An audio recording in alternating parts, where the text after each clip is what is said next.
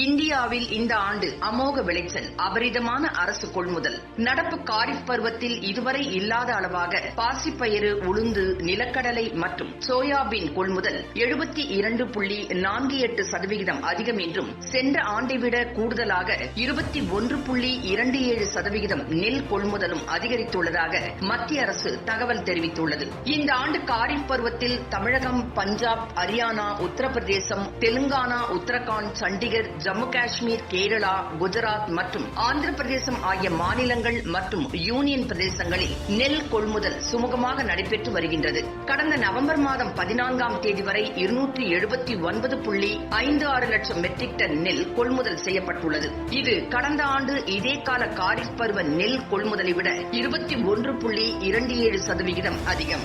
நாடு முழுவதும் விவசாயிகளிடம் குறைந்தபட்ச கொள்முதல் விலையில் நேரடி கொள்முதல் செய்யப்பட்டுள்ளது. இந்த கொள்முதலுக்காக 24.02 லட்சம் விவசாயிகளுக்கு ஏற்கனவே ரூபாய் 52,781.42 கோடி குறைந்தபட்ச ஆதரவு விலை வழங்கப்பட்டுள்ளது.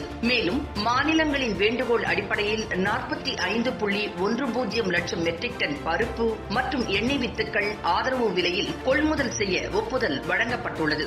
மேலும் ஆந்திர பிரதேசம், கர்நாடகா, தமிழகம் மற்றும் கேரளாவில் இருந்து 1.23 லட்சம் மெட்ரிக் டன் கொப்பரை தேங்காய் கொள்முதல் செய்யவும் ஒப்புதல் வழங்கப்பட்டுள்ளது. கடந்த 14ஆம் தேதி வரை 58,602.68 மெட்ரிக் டன் பாசிப்பயிறு, உளுந்து, நிலக்கடலை மற்றும் சோயாபீன் ஆகியவற்றை அரசு கொள்முதல் செய்துள்ளது. இது கடந்த ஆண்டு இதே காலத்தில் கொள்முதல் செய்யப்பட்டதை விட 72.48% அதிகம். இதற்காக தமிழகம், மகாராஷ்டிரா, குஜராத், ஹரியானா மற்றும் ராஜஸ்தான் மாநிலங்களைச் சேர்ந்த 33,959 விவசாயிகள் ரூபாய் 315.63 கோடி குறைந்தபட்ச ஆதரவு விலை பெற்றுள்ளனர். இதேபோல் கர்நாடகம் மற்றும் தமிழ்நாட்டில் கடந்த 14ஆம் தேதி வரை 3,961 விவசாயிகளிடமிருந்து 5,089 மெட்ரிக் டன் கொப்பரை தேங்காய் ரூபாய் 52.40 கோடி மதிப்பில் கொள்முதல் செய்யப்பட்டுள்ளது.